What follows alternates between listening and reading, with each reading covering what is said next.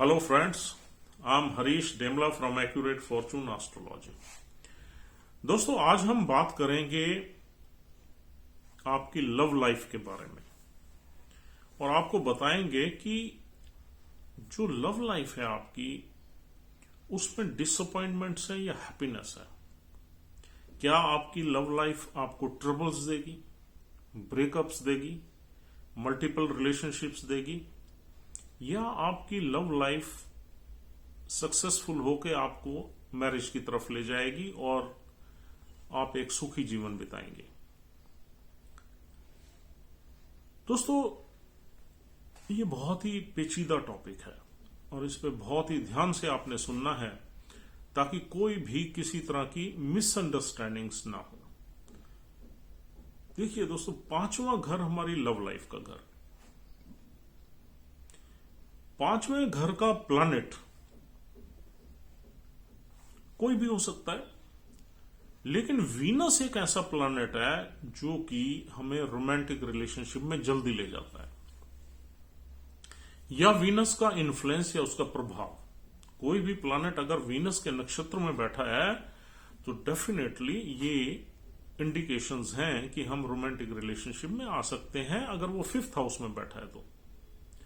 Moon भी बहुत delicate planet है, मून भी इमोशंस का प्लैनेट है और मून का सिग्निफिकेंस भी आदमी को इन्फ्लुएंस कर देता है हमारी रोमांटिक लाइफ के लिए। ये दो प्लैनेट्स ऐसे हैं। तीसरा प्लैनेट अगर हम देखें तो मंगल और राहु, ये भी हमारे ऐसे प्लैनेट्स हैं। राहु का इन्फ्लुएंस आपको रोमांटिक रिलेशनशिप्स में ले जाता है और मंगल का भी ले जाता है। तो ये 4 प्लैनेट्स ऐसे हैं जो आपको डेस्परेट कर देते हैं रोमांटिक रिलेशनशिप में जाने के लिए, अगर ये इनका संबंध 5वें घर से जुड़ गया तो। यानी कि कोई भी प्लैनेट 5वें घर में इनके नक्षत्र में बैठ गया या यही बैठ गए। देखिए दोस्तों, जो 5वें घर का लॉर्ड अगर वीनस ही हो गया और वीनस आके 8वें घर में बैठ गया तो आपकी हिडन रिलेशनशिप जरूर चलेगी लाइफ में। ऐसे ही अगर मून 5वें घर का लॉर्ड होके 8वें घर में बैठ गया तो it will also give U A hidden relationship. और ऐसे ही अगर ये प्लैनेट राहु के स्वाति नक्षत्र में बैठ गए या किसी मंगल के नक्षत्र में बैठ गए तो भी आपकी हिडन रिलेशनशिप चलेगी। राहु तो किसी घर का लॉर्ड ही नहीं है, तो राहु की तो यहां हम बात कर ही नहीं सकते। और तीसरा प्लैनेट हमने मंगल बोला है। मंगल भी अगर 5वें घर का मालिक होकर 8वें में बैठ गया तो ये भी आपको कहीं ना कहीं रोमांटिक रिलेशनशिप्स में ले जा सकता है।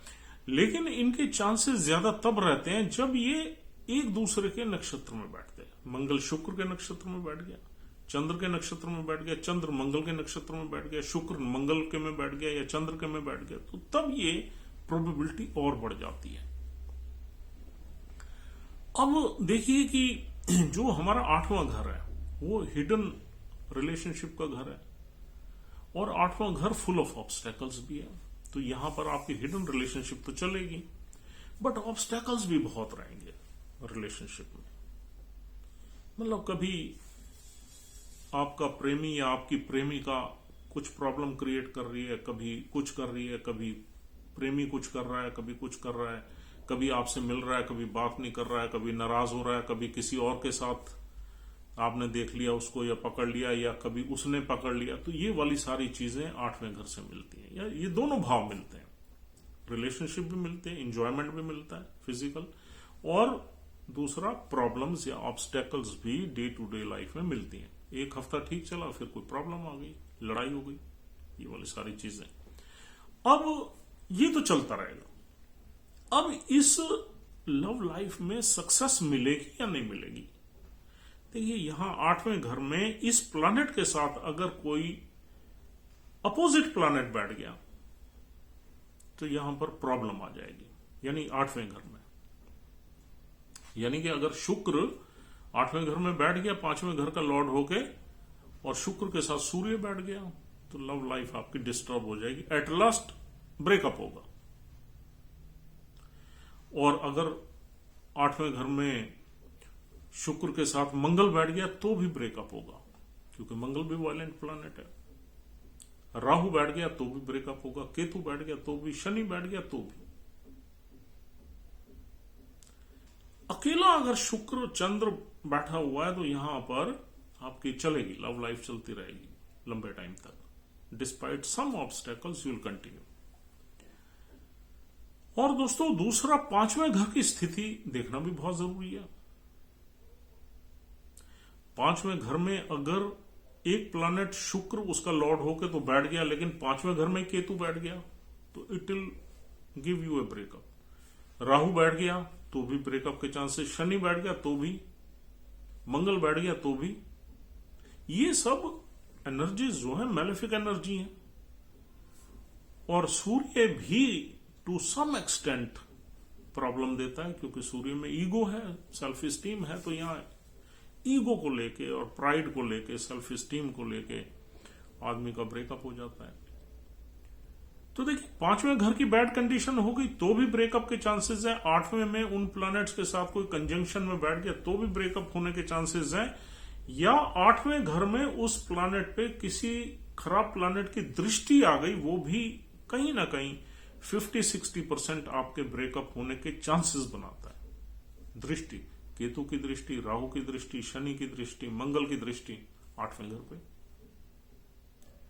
तो ये 3 कंडीशंस ऐसी हैं जो आपको आपके लव अफेयर को आपके ब्रेक कर सकती हैं, बिगाड़ सकती हैं और आपकी लव लाइफ में आपको डिसअपॉइंटमेंट दे सकती हैं। अब सक्सेसफुल कैसे होगा? देखिए लव अफेयर हिडन रिलेशनशिप में आप रह सकते हो और सक्सेसफुली तब रह सकते हो जब 8वें घर में बैठा हुआ प्लैनेट किसी अच्छे नक्षत्र में, यानी कि अपने ही नक्षत्र में बैठ जाए, दिस विल बी ओके। गुरु साथ में बैठ जाए, दिस विल बी ओके। गुरु में आदमी मल्टीपल लव रिलेशंस में नहीं आता। गुरु में आदमी में कुछ मॉरल्स ऐसे रहते हैं जिसमें आदमी एक आध रिलेशनशिप में रहता है। गुरु साथ में बैठ जाए, गुरु की ब्लेसिंग आ जाए तो भी कामयाबी मिलती है। और कोई ऑस्पिशियस प्लैनेट आ जाए, चंद्र की दृष्टि आ जाए, चंद्र पॉजिटिव हो तो भी यहां पर डिग्निटी मिलती है। और अगर शनि के नक्षत्र में यहां पर कोई बैठा हुआ है और शनि बहुत अच्छा है, तब भी ये लंबा चल जाती है, रिलेशनशिप लंबी चल जाती है। चाहे वो बाद में टूटने के चांसेस ज्यादा बनते हैं, लेकिन लंबी चलती है। अब आपकी लव मैरिज, आपका लव अफेयर भी चला और मैरिज भी हो गई, इसके चांसेस हम देखते हैं। देखिए दोस्तों, जब 5वें घर का संबंध 7वें से हो जाए और ऑस्पिशियस तरीके से हो जाए, डिग्निटी अच्छी हो, अच्छे नक्षत्र में बैठ जाए 7वें घर में कोई भी प्लैनेट 5वें घर से उठ के, तो ये लव मैरिज करवा देता है। और चौथे घर का प्लैनेट भी अगर 7वें में बैठ जाए तो भी लव मैरिज के चांसेस बनते हैं। और लगन का स्वामी और हमारी लव लाइफ का स्वामी किसी ऑस्पिशियस हाउस में बैठ जाए, जैसे सपोज लगन का मालिक शुक्र है और लव लाइफ का जो घर है 6 नंबर, शुक्र का लगन 6 नंबर, टॉरस की हम बात करें तो 6 नंबर में बुध है। बुध और शुक्र चौथे घर में बैठ जाए तो भी लव मैरिज करा देते हैं। 7वें में बैठ जाए तो लव मैरिज करा ही देंगे। 9th में बैठ जाए तो भी चांसेस बन जाएंगे, क्योंकि जब भी लगन का मालिक और 5वें घर का मालिक एक साथ कहीं बैठ जाए किसी ऑस्पिशियस हाउस में, तो भी लव मैरिज का चांस बन जाता है। अब देखिए दोस्तों, थोड़ा हम ये हमारी मैरिज के प्रोबेबिलिटीज, हमने लव मैरिज की प्रोबेबिलिटीज आपको बताई हैं। अगर 7वें घर का लॉर्ड 5वें घर में जाके बैठ जाए, 5वें घर में जाके बैठ जाए तो भी लव मैरिज के योग बनते हैं। और अगर 5वें घर का लॉर्ड भी वहां बैठा हुआ है तो 100% बनेंगे। मतलब लगन का संबंध, 5वें घर का संबंध, 7वें घर का संबंध या चौथे घर का संबंध, या कभी कभी भाग्य का संबंध ये हो जाए तो हमें लव मैरिज की कंडीशंस क्रिएट कर देता है। अब देखिए थोड़ा नवमास पे चलते हैं। नवमास चार्ट में अगर शुक्र और मंगल बैठ जाएं किसी 5वें घर में, चौथे घर में, 12वें घर में या 8वें घर में, तो पोस्ट मैरिज हमारी रिलेशनशिप चल सकती है। लेकिन ये देखना बहुत जरूरी है कि किस नक्षत्र में बैठे हुए। कभी कभी ऐसे नक्षत्र में बैठ जाते हैं जो नक्षत्र ही खराब होता है, तो वहां ये कंडीशन अप्लाई नहीं होती। कहीं आप ब्लाइंडली देख के और एकदम कंक्लूजन पे आ जाओ, दैट वुड बी रॉन्ग। तो इसके लिए थोड़ा सा नक्षत्रों को देखना बहुत जरूरी है। ये हम आपको सिर्फ एक प्लेसमेंट ऑफ प्लैनेट्स बता रहे हैं, लेकिन नक्षत्र को देखना बहुत जरूरी है। प्रोबेबिलिटी बन जाती है। अगर शुक्र और मंगल बैठ गए इकट्ठे, या शुक्र मंगल राहु बैठ गए, या शुक्र और राहु बैठ गए, तो यहां पर नवमास चार्ट में अगर ये कंजंक्शन आ जाए और ऐसे घर में आ जाए जो इमोशंस का घर है या वाटर साइन है, डीप हाउस है, जैसे 12वां घर जो है हमारा जो है वो कहीं ना कहीं उसका संबंध भी 12वां घर जो है वाटर साइन ही है, और 8वां भी और चौथा भी वो चंद्र का है, वो मंगल का है और वो गुरु का है। तो ये वाटर साइन में क्या है, emotions, these are the houses of our emotions. तो यहां कंजंक्शन बन जाए ये वाली इन प्लैनेट्स की, या फिर 5th हाउस लव लाइफ का हाउस है, या फिर शादी का घर उठ के, शादी का लॉर्ड उठ के 5वें घर में चला जाए और किसी इस तरह के नक्षत्र में बैठ जाए, या फिर 8वें घर में ये कंजंक्शन बन जाए, तो पोस्ट मैरिज भी हम रिलेशनशिप में जा सकते हैं। उसका ध्यान रखना चाहिए। लेकिन इसमें नक्षत्र देखे बगैर आप किसी कंक्लूजन पे मत पहुंचिए, दिस इज आवर रिक्वेस्ट। कुछ नक्षत्र होते हैं जो they push you into that, but some नक्षत्र आर वेरी वेरी प्रोटेक्टिव, वो आपको नहीं जाने देते। तो दोस्तों उम्मीद करता हूं आपको ये सारी चीजें बहुत बारीकी से समझ में आ गई होंगी। अगर ऐसी स्थिति आपके चार्ट्स में है तो you can also analyse it closely, और या आपके किसी दोस्त के चार्ट में है और आप उसको जानते हैं तो आप उसका भी चार्ट देख सकते हैं।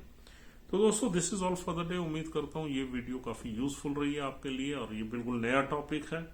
और if you are liking our videos, please try to subscribe our channel. And we once again reiterate that our 75% of viewers are not our subscribers, which is painful to us, and we are disappointed basically with the mental setup of our viewers. We request you to immediately subscribe if you have not subscribed our channel so far, so that we should exchange our such videos and knowledge with you, and you get benefit out of it. So thank you very much. Take care of yourself. See you soon and have a good time.